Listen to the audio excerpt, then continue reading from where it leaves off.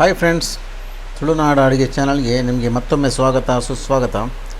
Friends, ಇವತ್ತು ನಾವೊಂದು ಒಳ್ಳೆ ಮಾಡಿ ಕಡಲೆಬೇಳೆಯ ಪಾಯಸವನ್ನು ಮಾಡುವ. ಕಡಲೆಬೇಳೆ ಪಾಯಸವನ್ನು ಮಾಡೋದಕ್ಕೆ ಏನೆಲ್ಲ ಬೇಕು ಅಂತ ನಾನು ಇಲ್ಲಿ ಎಕ್ಸ್ಪ್ಲೈನ್ ಮಾಡ್ತೇನೆ.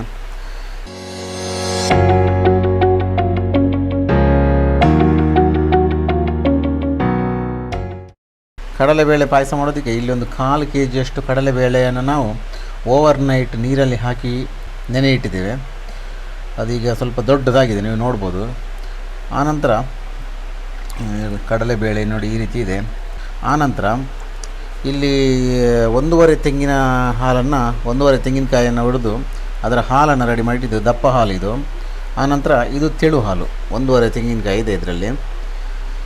ನಂತರ ಇಲ್ಲಿ ಒಂದು 1/4 kg ಒಂದು ಅರ್ಧ kg ಬೆಲ್ಲ ಇದೆ. ಬೆಲ್ಲ ನೋಡಿ ಹಾಕುವ ನಾವು, ಯಾಕೆಂದರೆ ಅರ್ಧ kg ನಾವು ತೆಗೆದಿಟ್ಟಿದ್ದೇವೆ. ಒಂದು 100 ಸಬ್ಬಕ್ಕಿ ಇದೆ, 100 ಸಬ್ಬಕ್ಕಿಯನ್ನು ನೋಡ್ಬೋದು. ಅದೇ ರೀತಿ ಒಂದು ಗೇರು ಬೀಜ ಒಳ್ಳೆ ಮಾಡಿ ತುಪ್ಪದಲ್ಲಿ ಹುರಿದು ಇಟ್ಟಿದ್ದೇವೆ. ಓಕೆ, ಒಂದು 3 ಕಾಳು ಏಲಕ್ಕಿ ಇದೆ. ಇವಿಷ್ಟೇ ಸಾಕು ನಮಗೆ ಕಡಲೆಬೇಳೆ ಪಾಯಸ ಮಾಡೋದಕ್ಕೆ. ಮೊದಲನೇದಾಗಿ ನಾವು ಇಲ್ಲಿ ಒಂದು ಕುಕ್ಕರ್ ತಗೊಂಡು ಕಡಲೆಬೇಳೆಯನ್ನು ಬೇಯಿಸ್ಲಿಕ್ಕಿಡುವ. ಒಳ್ಳೆ ಮಾಡಿ ಕಡಲೆಬೇಳೆ ಬೆಂದ ನಂತರ ನಾವು ಅದಕ್ಕೆ ಏನೆಲ್ಲ ಹಾಕಬೇಕಂತ ಮತ್ತೆ ನೋಡುವ. ಮೊದಲನೇದಾಗಿ ಕಡಲೆಬೇಳೆ ಒಳ್ಳೆ ಮಾಡಿ ಬೇಯಿಸುವ. ಅದಕ್ಕೆ ಒಂದು ಸ್ವಲ್ಪ ನೀರು ಹಾಕಿ ಒಳ್ಳೆ ಮಾಡಿ ಬೇಯಿಸುವ. ಗ್ಯಾಸ್ ಲಿಡ್ಡನ್ನು ಹಾಕಿ ಒಳ್ಳೆ ಮಾಡಿ ಬೇಯಿಸುವ. ಇದನ್ನು ಕಡಲೆಬೇಳೆ ಒಳ್ಳೆ ಬೆಂದಿದೆ. ಈಗ ಇದಕ್ಕೆ ನಾವು ಸಬ್ಬಕ್ಕಿಯನ್ನು ಆ್ಯಡ್ ಮಾಡುವ. ಸಬ್ಬಕ್ಕಿ ನೆನೆ ಇಟ್ಟಂಥ ಸಬ್ಬಕ್ಕಿಯನ್ನು ಇದಕ್ಕೆ ಹಾಕಿದ್ದೇವೆ ನಾವೀಗ. ಒಳ್ಳೆ ಮಾಡಿ ಮಿಕ್ಸ್ ಮಾಡಿ ಇದರೊಟ್ಟಿಗೆ ಒಂದು ಸ್ವಲ್ಪ ಬೇಯಲಿ ಇದು ಕೂಡ. ಓಕೆ ಫ್ರೆಂಡ್ಸ್, ನಮ್ಮ ಸಬ್ಬಕ್ಕಿ ಮತ್ತು ಕಡಲೆಬೇಳೆ ಒಳ್ಳೆ ಬೆಂದಿದೆ. ಈಗ ನಾವು ಇದಕ್ಕೆ ದಪ್ಪ ಹಾಲನ್ನು ಸೇರಿಸುವ. ದಪ್ಪ ಹಾಲು ಮತ್ತು ತಿಳಿ ಹಾಲನ್ನು ಕೂಡ ನಾವಿಲ್ಲಿ ಮಿಕ್ಸ್ ಮಾಡುವ. ಮಿಕ್ಸ್ ಮಾಡಿ ಒಳ್ಳೆ ಮಾಡಿ ಇದನ್ನು ಬೇಯಿಸುವ.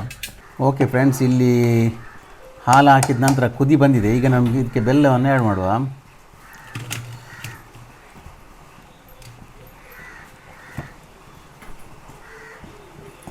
ಬೆಲ್ಲವನ್ನು ಆ್ಯಡ್ ಮಾಡಿ ಒಳ್ಳೆ ಬೇಯಿಸುವ. ಒಳ್ಳೆ ತಳ ಹಿಡಿಯದಂತೆ ತಿರುಗಿಸ್ತಾ ಇರಬೇಕು. ಅದೇ ರೀತಿ ಏಲಕ್ಕಿ ಕೂಡ ಹಾಕುವ ನಾವು. ಓಕೆ ಫ್ರೆಂಡ್ಸ್, ನಮ್ಮ ಪಾಯಸ ಕುದಿ ಬಂದಿದೆ. ಇದಕ್ಕೆ ಗೇರು ಬೀಜವನ್ನು ಆ್ಯಡ್ ಮಾಡುವ.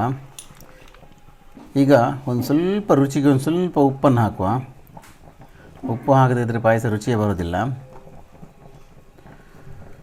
ಇನ್ನು ಒಂದು ಸಾರಿ ಒಳ್ಳೆ ಕುದಿ ಬಂದ ನಂತರ ನಾವು ಕೆಳಗಿಳಿಸುವ.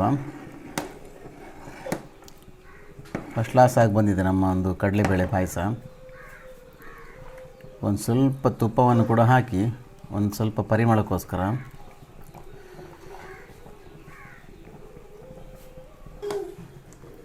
ಒಳ್ಳೆ ರೀತಿ ಬಂದಿದೆ ಫ್ರೆಂಡ್ಸ್. ಈ ಪಾಯಸ ರೆಸಿಪಿ ನಿಮ್ಗೆ ಇಷ್ಟ ಆದರೆ ದಯವಿಟ್ಟು ಲೈಕ್ ಮಾಡಿ, ಶೇರ್ ಮಾಡಿ, ಸಬ್ಸ್ಕ್ರೈಬ್ ಮಾಡಿ ನಮ್ಮ ಚಾನಲನ್ನು. ಇದೇ ರೀತಿ ಒಂದು ಒಳ್ಳೆ ಪಾಯಸ ರೆಸಿಪಿಯನ್ನು ನೀವು ಕೂಡ ಮನೆಯಲ್ಲಿ ಮಾಡಿ, ಒಳ್ಳೆಯದಾಗತ್ತೆ. ಎಸ್ ಫ್ರೆಂಡ್ಸ್, ಸೂಪರ್ ಪಾಯಸ ರೆಸಿಪಿ ಸೂಪರ್ ಆಗಿದೆ. ಇದೇ ರೀತಿ ಒಂದು ಒಳ್ಳೆ ಪಾಯಸ ರೆಸಿಪಿಯನ್ನು ನೀವು ಕೂಡ ನಿಮ್ಮ ಮನೆಯಲ್ಲಿ ಮಾಡಿ.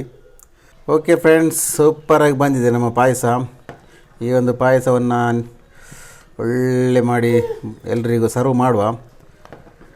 ಇದೇ ರೀತಿ ಒಂದು ಪಾಯಸವನ್ನು ನೀವು ಕೂಡ ಮಾಡಿ. ಅದೇ ರೀತಿ ನಮ್ಮ ಒಂದು ಪಾಯಸ ರೆಸಿಪಿಗೆ ನಿಮ್ಗೆ ಇಷ್ಟ ಆದರೆ ದಯವಿಟ್ಟು ಲೈಕ್ ಮಾಡಿ, ಶೇರ್ ಮಾಡಿ, ಸಬ್ಸ್ಕ್ರೈಬ್ ಮಾಡಿ. ಅದರ ಬದಿಯಲ್ಲಿರೋ ಬೆಲ್ ಐಕಾನ್ ಕೂಡ ಪ್ರೆಸ್ ಮಾಡಿ ಅಂತ ಹೇಳ್ತಾ ಇವತ್ತಿನ ಪಾಯಸ ರೆಸಿಪಿಗೆ ನಮಗೊಂದು ಲೈಕ್ ಇರಲಿ. Thank you very much. ವಂದೇ ಮಾತರಂ.